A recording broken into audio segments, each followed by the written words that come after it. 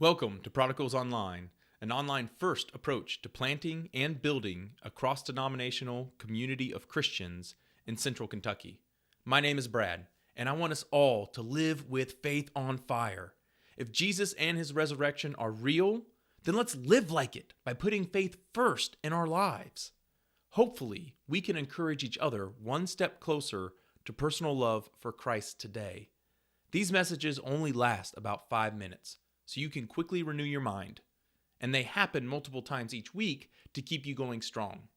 Each message keeps it simple by answering a central question. Let's get started.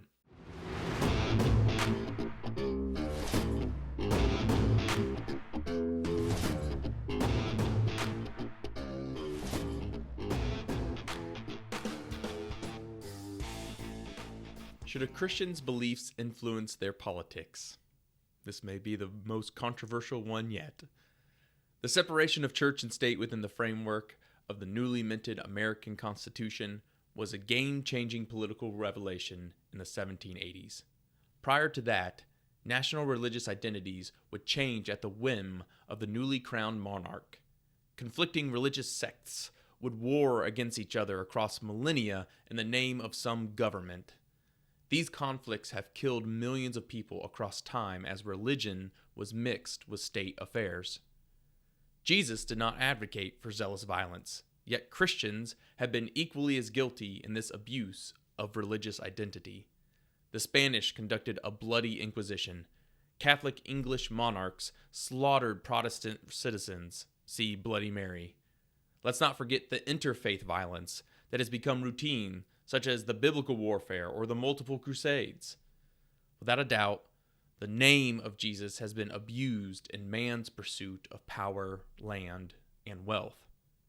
With this in mind, the separation of church and state must be a good thing, right? The answer is not so simple for the Christian. There is a corporate value in refusing to adopt a national religious identity. However, there are dangers for the individual who lives his political life under worldly constructs and his private life under God's. A popular biblical verse used to exemplify the separation of beliefs from politics is Mark 12, where Jesus is being confronted about paying Roman taxes. He responds with, "Give back to Caesar what is Caesar's and to God what is God's." Mark 12:17. Indeed, Jesus suggests that our heavenly responsibilities do not absolve us of our earthly ones. However, using this verse to suggest that faith has no place in one's political alignment is particularly short-sighted. For example, it was God's desire that Israel be politically led by him and his commandments alone. Known as a theocracy, God and his law were to be the only guiding principles of the Israeli society, and local leaders with the title of judge were meant to interpret the law and settle disputes. An entire book of the Bible is committed to the lineage of these judges. We can confidently say that any other political structure was against God's wishes for his people. In Deuteronomy, God warns his people of their impending heart change and offers instructions to appoint kings whom God chooses. When you enter the land which the Lord your God is giving you, and you take possession of it and live in it, and you say, "I will appoint a king over me like all the nations who are around me." Deuteronomy 17:14. Unfortunately, Israel ends up, like any other country, exchanging kings through murder, plot, and deceit. It does not go well. However, we see God's heart here. His desire is for his people to live by his word above anything else. Can a Western society adopt that rigidly? No. Yet, as individual voters, we must still make that choice for God's will. Imagine what our culture would be if every individual lived simply by Christian moral guidance. We would be in a different world. What happens when we ignore our individual dispositions for the sake of the democratic majority? What happens when the world clamors to go in an anti-Christian direction? Should Christians simply shrug off the difference between church and state to remain peacefully complicit? Peaceful, yes. Complicit? No. Another example that may help us with these questions comes from one of Christianity's greatest villains, Pontius Pilate. Pilate was a historical Roman governor of the Palestine area during Jesus' ministry.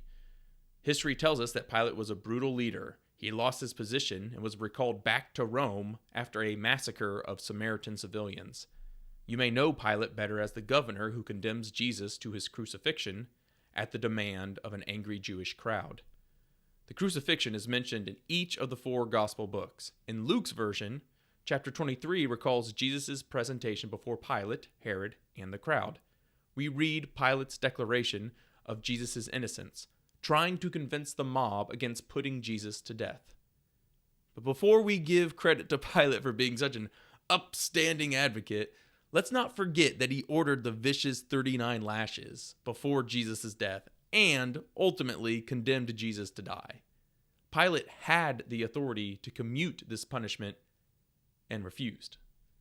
This is where indifference becomes as dangerous as intentional evil. Indifference allows the innocent to be hurt by the angry mob.